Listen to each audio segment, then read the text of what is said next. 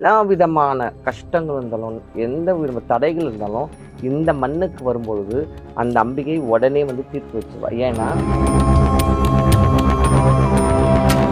சண்டியோட யாகம் இது. இந்த சண்டி யாகத்துல ரத்தம் நைவேத்தியம் நடக்கும்.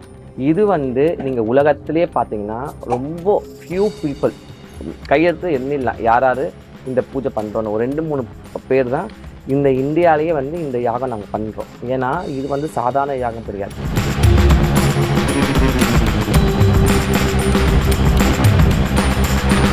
ஏற்பட்ட பிரச்சனையும் ஃப்ராக்ஷன் ஆஃப் செகண்டில் தீர்க்கிற சக்தி இந்த மகா குண்டத்துக்கு உண்டு. எத்தனை லட்சம் கொடுத்தா கூட இந்த நாளில் பண்ண மாட்டேன், வெளியே போங்கன்னு சொல்லிக்கிறேன். அமாவாசை, பௌர்ணமி, வியாழக்கிழமை இந்த மாதிரி நாளில், அதுவும் அந்த அம்பிகை குறித்து கொடுத்த நாளில் தான் நாங்கள் பூஜை பண்ணுவோம். உன் தலையெழுத்தில் அந்த பூஜைக்கு வரணும்னு விதி இருந்து அந்த அம்பிகை உன்னை அழைச்சா கண்டிப்பாக நீ வந்து நிற்க போகிற.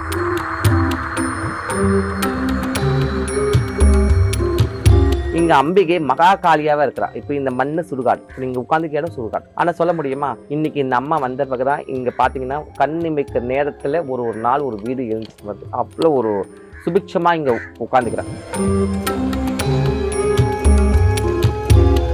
அந்த தாய்கிட்ட இருந்து பிரிக்கிற சக்தி உலகத்தில் உண்டா கிடையாது. அவள் பொங்கி எழுஞ்சிருவான். ஏன்னா வருஷமெல்லாம் ஆட அவளுக்கு. அவள் என்ன ஆசைப்பட்டாலும் அந்த நிமிஷமே கொடுத்துருவேன். நான் அந்த அம்மா என்ன கேட்கும் தடை இல்லைன்னா அந்த பூஜையில் நான் சேர்த்துவேன். தள்ளாடி நடந்து வரவங்க, மைக்கச்சு உளுந்தவங்க, என்னென்ன நோய் இருக்கு, எவ்வளோ பிரச்சனைகளாம் இந்த அம்மா வந்து சரி பண்ணுங்க. சொல்றதுக்கு வார்த்தைகளே இல்லை. அந்த அம்பிகைக்கு மேல எதுவுமே கிடையாது. அப்போ இந்த ஜென்மாலியா அந்த சுடுகாட்டில் போயிட்டு அவன் முன்னாடி நின்று கை கட்டி நிற்கும் பொழுது அந்த அம்பிகை என்ன பண்ணுவா, அவன் நம்மளோட எல்லா கர்ம வினைகளும் தீர்த்துருவா. அந்த கர்மால தான் நம்ம இன்னைக்கு எல்லாமே ஓடின்னு இருக்கிறோம்.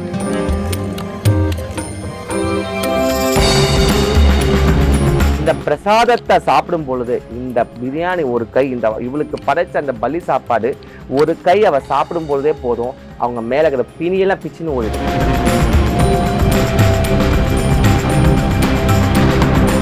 மனதளவு நம்ம ஒண்ணு பேசினே எப்படி மாறிச்சுப்பேன். இவ்வளோ நேரம் எவ்வளோ உஷ்ணமா இருந்தது, எவ்வளோ ஒரு இதுவா இருந்தது. நம்ம அவளை பத்தி பேசாம எப்படி ஆயிடுச்சு பாத்தியா, அப்படியே குளிர வச்சிருவா, மனம் குளிர்ந்துருவா அந்த அம்மா.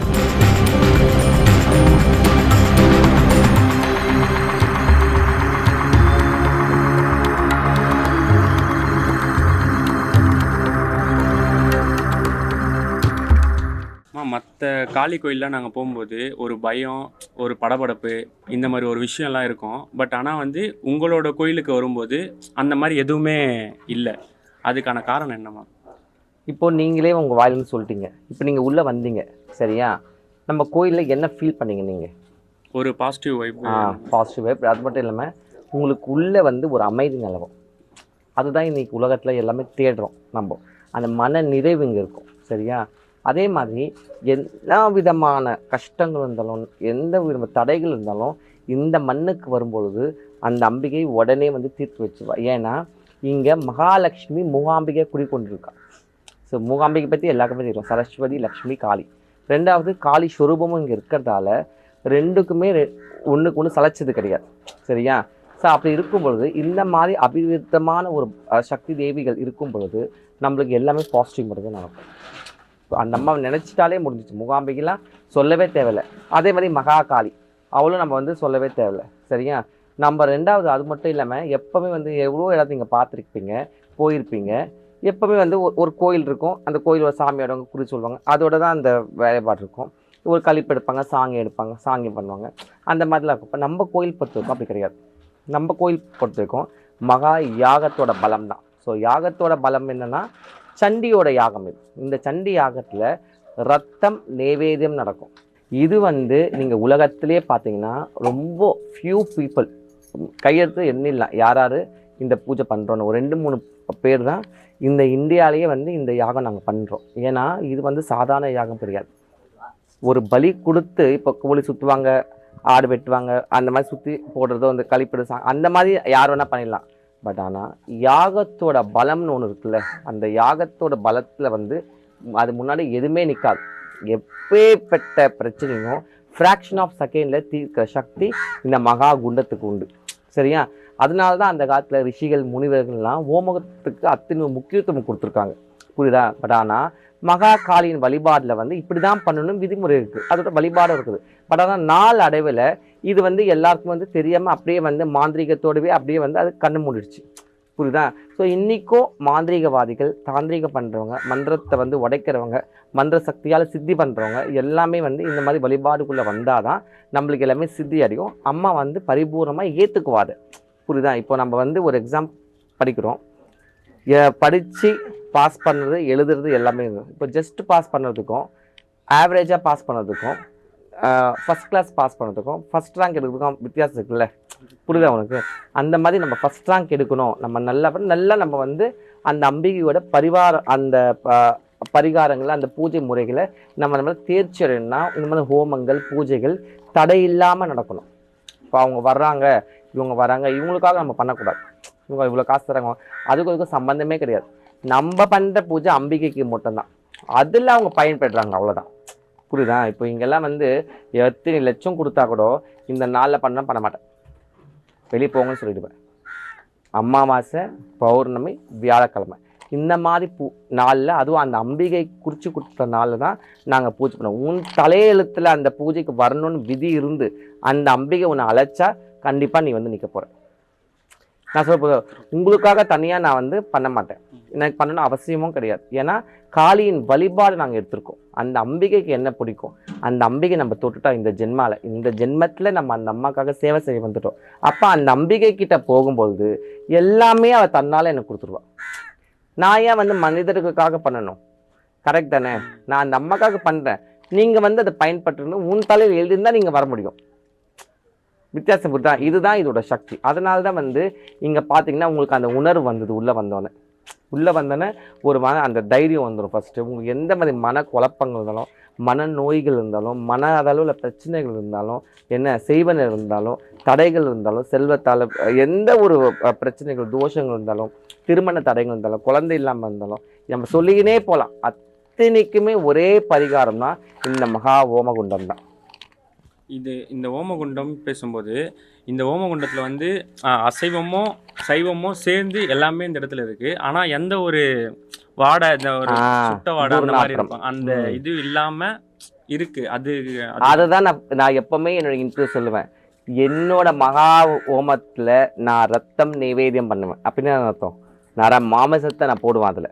புரியுதா உனக்கு? இப்போ நார்மலாகவே ஒரு வீட்டில் வந்து ஒரு ஆட்டுக்கால் வந்து சுட்டு பாருங்க, வீட்டில் தெரியும். ஒரு தலை சுட்டு பாருங்க தெரியும். ஒரு கோழியை சுட்டு பாருங்க தெரியும்.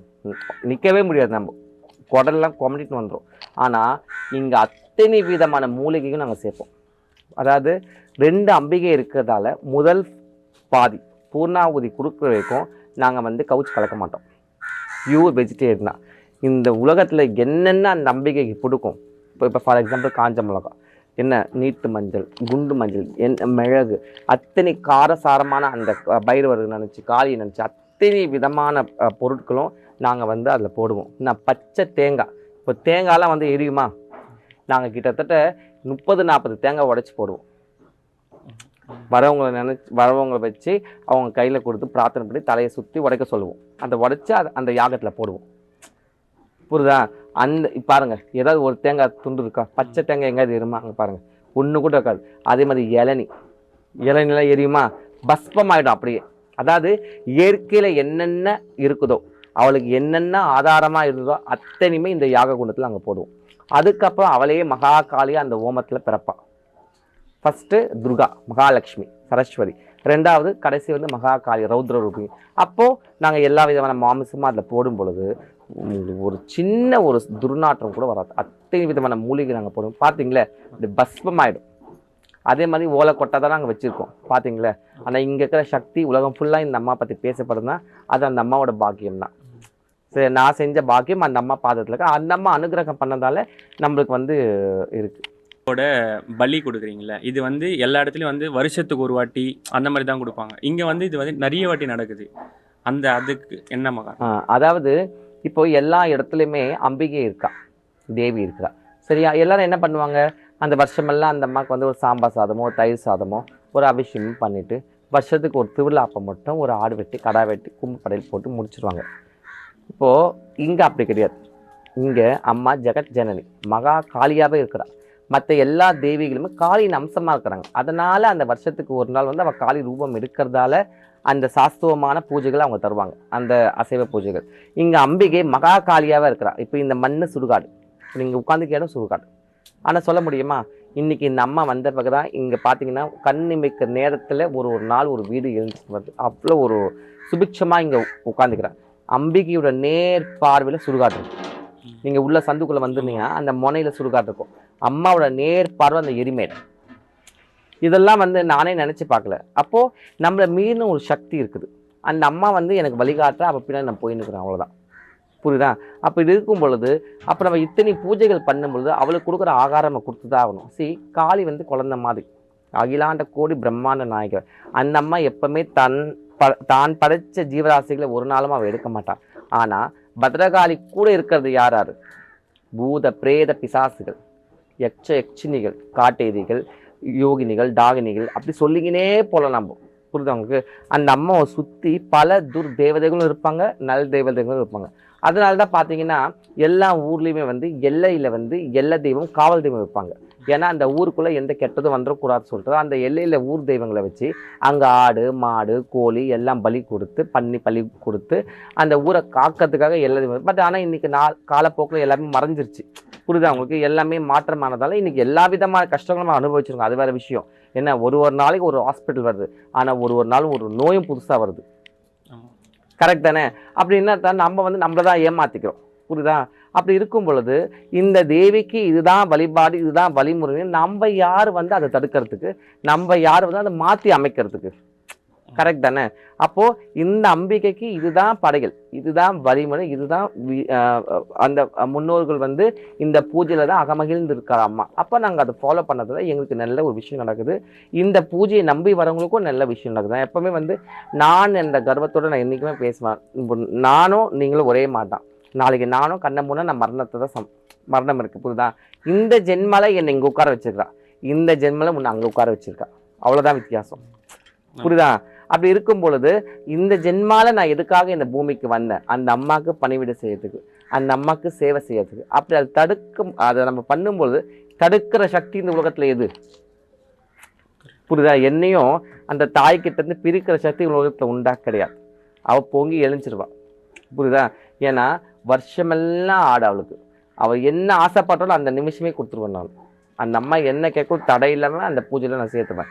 அதனால் நல்ல ஒரு ஆரோக்கியமாக இருக்கிறேன். என்னை சுற்றி வரவங்களும் நல்ல ஒரு நல்லது நடக்குது, நல்ல குட் வைப்ரேஷன் இருக்குது, மனதளவில் ஒரு தைரியம் இருக்கும், எல்லாருக்கும் ஒரு நிம்மதி இருக்குது. சரியா? யாருமே சரி. இப்போ இதே இந்த பூஜையிலெல்லாம் கை குழந்தையிலேருந்து வயதானவங்க வரைக்கும் வந்து இங்கே உட்காந்துருக்காங்க. எத்தனையோ நோய் நொடியில் முடியாதவங்களாம் வந்து இங்கே உட்காந்து எழுந்துச்சு அப்படி போய்க்கிறாங்க. தள்ளாடி நடந்து வரவங்க, மைக்கச்சு விழுந்தவங்க, என்னென்ன நோய் இருக்குது, எவ்வளோ பிரச்சனைகளாக இந்த அம்மா வந்து சரி பண்ணுங்க. சொல்கிறதுக்கு வார்த்தைகளே இல்லை. அத்தனை ஒரு சக்தி வாய்ந்த பூஜை இது. பட் ஆனால் அது பண்ணுறதுக்கு அவங்க தலையில் எழுதியிருந்தால் மட்டும்தான் நம்ம வந்து இங்கே உட்கார வைக்க முடியும். புரியுதா? காசு பணம் என்பது ரெண்டாவது, இருக்கிறவங்க அது ரெண்டாவது. புரியுதா? பட் ஆனால் உன் தலையில் எழுதியிருக்கணும். அந்த அம்பிகையால், அந்த கருணாமூர்த்தியால் உனக்கு அனுகிரகம் பண்ணணும். கரெக்ட் தானே? இது வந்து இப்போது எல்லா சாமியும் வந்து நார்மலாக இது பண்ணும்போது காளிக்கு மட்டும் ஒரு தனியான ஒரு பூஜை பண்ணணும் அப்படின்னா என்னென்ன மாதிரிலாம் நம்ம பண்ணணுமா? சரி, பத்ரகாளி பொறுத்த வரைக்கும் நீங்கள் காளி வழிபாடு ஆசைப்பட்டுட்டீங்க, நீங்கள் காளி வந்து கும்பிடணுன்னு ஆசைப்பட்டீங்க, நீங்கள் காளிக்கிட்ட நெருங்கணும்னு ஆசைப்பட்டீங்கன்னா ஃபஸ்ட்டு நீங்கள் போக வேண்டியது சுடுகாடு தான், ஸ்மசானம் தான். ஐயோ நான் ஸ்மசானம்லாம் போக மாட்டேன், எனக்கு அது பயம்னா நம்ம ஒரு நாள் அங்கே தானே போகணும். நம்ம ஒரு நாள் நம்ம கண்ணை மூணுன்னா அது எந்த மதத்தில் இருந்தவங்களும் ஒரு நாள் அங்கே தானே போய் ஆகணும். அப்படின்னா என்ன அர்த்தம்? அது இறப்பின் முடிவு கிடையாது, பிறப்பின் மறுபிறவி இருக்கிற இடம் அது. இந்த ஜென்மால நம்ம மனிதனாக பிறந்திருக்கோம், அவ்வளோதான். இந்த ஜென்மால மனுஷர்களாக பிறந்துட்டோம், அவ்வளோதான். நம்ம கண்ணை மூடுறதுக்கு அடுத்த ஜென்மத்தில் நம்ம என்னவா பிறப்போம் நமக்கு தெரியாது. சரியா? அப்போது இந்த ஜென்மாலேயே நம்ம ஸ்மசானம் இருக்குல்ல, அந்த மகாசக்தி தான் வந்து அதுக்கு அதிபதி. புரியுதா? முக்திக்கு அதிபதி சக்தி. சிவன் கிடையாது, விஷ்ணு கிடையாது, பிரம்மா கிடையாது. மும்மூர்த்திகள் 3 தொழில் பண்ணுறவங்க, சக்தி 5 தொழில் பண்ணுறவ. புரியுதா உனக்கு? அப்போது அந்த அம்பிகைக்கு மேலே எதுவுமே கிடையாது. அப்போது இந்த ஜென்மாலேயே அந்த சுடுகாட்டில் போயிட்டு அவன் முன்னாடி நின்று கை கட்டி நிற்கும் பொழுது அந்த அம்பிகை என்ன பண்ணுவா? அவன் நம்மளோட எல்லா கர்ம வினைகளும் தீர்த்துருவா. அந்த கர்மால தான் நம்ம இன்றைக்கி எல்லாமே ஓடி நிற்கிறோம். புரியுதா? அந்த கர்மால தான் நம்ம எல்லாமே ஏங்கி நிற்கிறோம். அந்த கர்மாலேருந்து வெளியே வரணும்னா நம்ம மகா காளிக்கிட்ட வந்தே ஆகணும். காளியை தவிர்த்து எந்த சக்தியாலையும் கர்மாலேருந்து உங்களை விடுவிக்கவே முடியாது. புரியுதா? பத்ரகாளி மட்டும்தான், மகா சண்டி மட்டும்தான் நம்மளை அந்த பிரச்சனையிலேருந்து தீர்த்து கைப்பிடிச்சி நம்மளை குழந்தை கழுவுது, குழந்தை கஷ்டப்படுது சொல்லிட்டு மனமிறங்கி வருவா. ஆனால் அதுக்கு நம்ம வந்து தகுதியானவங்களா, அதுக்கு நம்ம வந்து தகுதி பெற்றவங்களா, அதுக்கு அந்த நிலைக்கு நம்ம வந்திருக்கும்போது தான் கேள்விக்குரிய. புரியுதா? எல்லா பாவங்களும் பண்ணிட்டு அம்மா கிட்ட போனால் அம்மா பலன் அடிப்பா. ஃபஸ்ட்டு போகவே முடியாத ஒரு விஷயம், தூக்கி வாரி அடிப்பா. புரியுதா? மனதளவில் நம்ம வந்து எல்லா புண்ணிய காரியம் பண்ணிக்கணும். பிறப்பின் ரகசியத்தில் இந்த புண்ணிய காரியம் பண்ணிக்கணும். தாய் தகப்பனுக்கு நல்லது பண்ணிக்கணும். பெற்றவங்களை நம்ம பார்க்கணும். உற்றார் உறவினர்களை பார்க்கணும். நம்ம சுற்றி நல்லது பண்ணணும். இதெல்லாம் இருக்குது. இதெல்லாம் தான் தர்மத்தின் வழி. காளி தர்ம தேவதை, காளி மங்கள ஸ்வரூபிணி. அப்படி இருக்கும்போது எல்லாத்தையும் அள்ளி அள்ளி கொடுக்குற மகாலட்சுமி அவள் வந்து கிட்ட வரும்பொழுது இல்லைன்னு யாருக்கும் சொன்னதே இல்லை அம்மா. எந்த சாஸ்திர வேதத்திலே எடுத்து பாருங்களேன், படிக்காதவங்க ஞானம் பெற்றிருக்காங்க, இல்லாதவங்க செல்வந்தராக ஆயிக்கிறாங்க, கோழைகள் வீரனாக ஆயிக்கிறாங்க. அப்போது எது வந்து இல்லைன்னு சொல்ல முடியுது, எது மைனஸ் ஆகும் அதை ப்ளஸ் ஆக்கிடுவா. அந்த மாதிரி ஒரு சக்தி. அப்போ அந்த அம்பிகைக்கு நம்ம இருக்கும்போது என்ன பண்ணோம், இன்னும் நம்ம நல்ல ஸ்ரதையா, இன்னும் நம்மளுக்கு அந்த அம்மாவுக்கு என்ன பிடிக்கும் அந்த மாதிரி நல்லா படிப்போம். இன்னைக்கு கூட பார்த்தீங்கன்னா நேற்று அமாவாசை மகா யாகம் முடிஞ்சுது. 6 மணிக்கு தான் நான் வீட்டுக்கே போனேன். போய் முடிஞ்சு இதோ இன்றைக்கி ஆடு பலி. இந்த ஆடு பலி பண்ணி அம்மாவுக்கு பிரியாணி தான் நான் போடுவேன். இந்த கும்ப சாப்பாடெலாம் போட மாட்டேன். ஏன்னா நான் ஒண்டி தான் இருக்கிறேன், எனக்கு ஆள் இல்லை. அக்கப்பக்கத்தில் இருக்கிறவங்க வந்து ஹெல்ப் பண்ணுவாங்க, அவ்வளோதான். சரியா? பிரியாணி போட்டு இந்த ஊருக்கே சாப்பாடு போட்டுருவேன், அவ்வளோதான். இதுதான் தர்மத்தின் இது. நமக்கு என்ன வருதோ அது எல்லாருக்குமே சமநிலைப்படுத்தி கொடுத்துடணும். அப்போ நம்ம என்னதான் செல்வம் கொடுத்தாலும் நம்ம வந்து போதும்னு சொல்ல மாட்டாங்க. ஒரு நகை எடுத்து கூட போதும் சொல்ல மாட்டாங்க, ஒரு புடவை எடுத்து கூட போதும் சொல்ல மாட்டாங்க. ஆனால் வயிறார சோறு போடுப்பா போதும்ப்பா, அந்த ஆத்மா நம்மளை வாழ்த்தோம். புரியுதா? அதை அந்த அம்பிகை அவங்களுக்கு ஆசீர்வாதம் பண்ணுவாங்க. ஏன்னா இது அவளோட சாப்பிட்ட எச்சில், இது அவள் உறிஞ்சி அப்படி தூக்கி போட்டுருவா. அப்போ இது பிரசாதம். இது இந்த பிரசாதத்தை சாப்பிடும் பொழுது இந்த பிரியாணி ஒரு கை, இந்த இவளுக்கு படைச்ச அந்த பலி சாப்பாடு ஒரு கை அவள் சாப்பிடும் பொழுதே போதும், அவங்க மேலே இருக்கிற பிணியெல்லாம் பிச்சுன்னு ஓடிடும். எந்த மாதிரி நோயிலும் சரியாயிடும், எந்த ஒரு மனநிலையில் அவங்க இருந்தாலும் சரியாயிடுவாங்க, எந்த மாதிரி செய்வன இருந்தாலும் சரியாயிடும். அவ்வளோ சக்தி. அதோ தெரியுது பாரு அந்த பானை. இந்த பானையில் அதிபயங்கரமான மூலிகையை கலந்து நாங்கள் வச்சுருக்கோம். இது ஒரு நைட்டெல்லாம் இங்கே உட்காந்து இந்த மூலிகை தண்ணி தான் நோய் நொடி இருக்கிறவங்களுக்கு, உடம்பு சேர்க்கிறவங்க, செய்வன பிரச்சனை மேலே நாங்கள் தெளிப்போம். அப்படியே பொத்து கீழே விழுந்துருவாங்க. அத்தனை சக்தி வாய்ந்த தீர்த்த தண்ணி அது. அப்போது இந்த மாதிரி பொருள்கள் நாங்கள் கொடுக்கும்போது எப்படி நாங்கள் எல்லாருக்கும் கொடுக்க முடியும்? நீ சொல்லுப்பா, எப்படி நாங்கள் அந்த சக்தியை வந்து எப்படி நாங்கள் வந்து எல்லாருக்கும் கொடுக்க மாட்டோம், கொடுக்கவும் கூடாது. புரியுதா? அப்போ யார் இந்த அம்மாவை தேடி வராங்க, யார் இந்த அம்மாவுக்காக விரதம் இருக்கிறாங்க, யார் இந்த அம்மாவை வந்து மனதளவை நம்ம இப்போ ஒன்றும் பேசினே எப்படி மாறிச்சுப்பேன். இவ்வளோ நேரம் எவ்வளோ உஷ்ணமாக இருந்தது, எவ்வளோ ஒரு இதுவாக இருந்தது.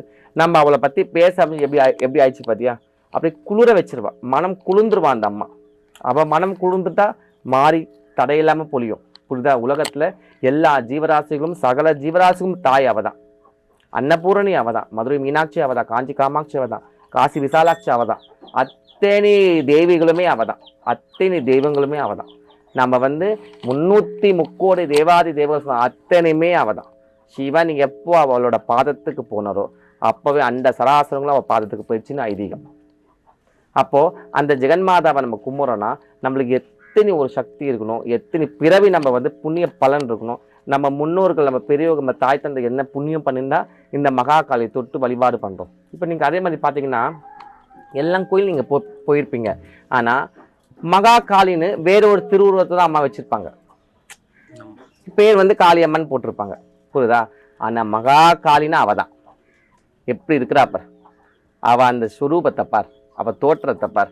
புரியுதா? அவள் கோரம் இருக்கும், அவள் கண்ணை பார், எத்தனை கருணை இருக்கும், அவள் முகத்தை பார், அது எத்தனை சிரிப்பு இருக்கும். அதுதான் அவளோட சுயம்.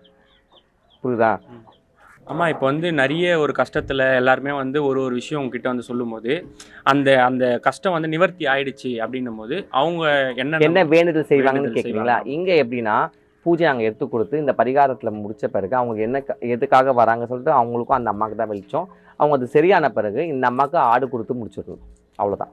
அந்த அவங்க கையால் ஒரு 100 பேருக்கு சாப்பாடு போடணும். இங்கே எல்லாமே வந்து அன்னதானம் தான். யார் என்ன மாதிரி இருந்தாலும் நீ வந்து எப்போ நீ வந்து அந்த அன்னதானத்தில் தான் நிற்க வைப்பேன் நான். இப்போ இன்றைக்கி கூட வந்து ஒருத்தவங்க வெளிநாட்டிலேருந்து வந்திருக்காங்க, அவங்க வேண்டு முடிஞ்சது, அவங்களோட பலி தான் இது. அவங்க வந்திருக்காங்க, இப்போ சாயந்தரம் வந்துடுவாங்க. சாயந்தரம் வந்து அவங்க கையால் எல்லாருக்கும் சாப்பாடு போட சொல்லுவேன். அது போடுறது ஏன் சாம்பார் சாதம் தயிர் சாதம் போடணும்? நல்ல ஆட்டுக்கறி பிரியாணி சாப்பாடு போட்டு நல்லா வயிறு நிறைய சாப்பிட்டு போட்டுமே. பொதுவாக கோயில்னாலே எல்லா நடையும் வந்து மோஸ்ட்டாக திறந்து தான் வச்சுருப்பாங்க. நாங்கள் கேட்டது வரைக்கும் பார்க்கும்போது உங்களோட கோயிலில் வந்து நடை சாத்தி தான் இருக்கும், எல்லாருக்கும் வந்து அந்த காளி பார்க்க முடியாது அப்படின்ற மாதிரி இருக்குது. அது என்னம்மா காரணம்? சரி, அதாவது வந்து நம்மளது வந்து பரிகார ஸ்தலம் இது, சரியா? இப்போ கோயில்களில் வந்து எல்லாமே வந்து நார்மலாக பார்த்தீங்கன்னா அம்மா வந்து ஒரு ஊருக்குள்ளே ஒரு ஒரு ஒரு கோயில் என்பது அவ வந்து சாந்த சுரூபியாக அங்கே இருப்பாள். அப்போ இருக்கும் பொழுது அவருக்கு 6 கால பூஜை நடக்கும். காலையில் நடத்த வந்து ஒரு சக்கரை பொங்கலோ ஒரு வெத்தலைப்பாக்கு வாழைப்பழம் தேங்காய் உடைச்சி வச்சாலும் அவள் வந்து ஏற்றுப்பாள். இப்போ நம்ம அம்பிகை அப்படி கிடையாது. நம்ம அம்பிகை வந்து ரௌத்ர ரூபம், மகா சண்டியாவை, மகா காளி. அப்படி இருக்கும்போது காலையிலேருந்து சாயந்தரம் இருக்கும் நான் வந்து எப்போவுமே வந்து நடத்துவங்க அம்மாவும் வந்து அந்த மாதிரி உத்தரவு எங்களுக்கு கொடுக்கல. ஸோ அதனால் வந்து யார் இங்கே வந்தாலும் விரதம் இருந்து தான் இந்த பூஜைக்கே வர முடியும். சாதாரணமாக வந்து இது பண்ணுற இப்போ நம்ம இந்த பலி பூஜை பண்ணுறோம். ஸோ இது அம்மாவுக்கு நாங்கள் விளக்கே ஏற்ற மாட்டோம். விளக்கு நாங்கள் மற்ற நாளில் ஏற்றவே மாட்டோம். பூஜை அன்னைக்கு மட்டும்தான் அம்மாவுக்கு அபிஷேகம் பண்ணி முழு அலங்காரம் பண்ணி அவளுக்கு எல்லா விதமான படையலிட்டு நாங்கள் எல்லாம் முடிச்ச வகை திருப்பி மறுநாளைக்கு அங்கே நட சாத்திடுவோம். புரியுதா? அதோட அடுத்த பூஜைக்கு தான் திறப்போம். அப்போ அவள் சக்தி எப்படி இருக்கும்? புரியுதா உனக்கு? அந்த மாதிரி நம்ம அம்மா பண்ணுறது இல்லை, நம்ம அம்மா மட்டும் இல்லை, அந்த மாதிரி நிறைய கோயில்கள் இந்தியாவில் இருக்குது.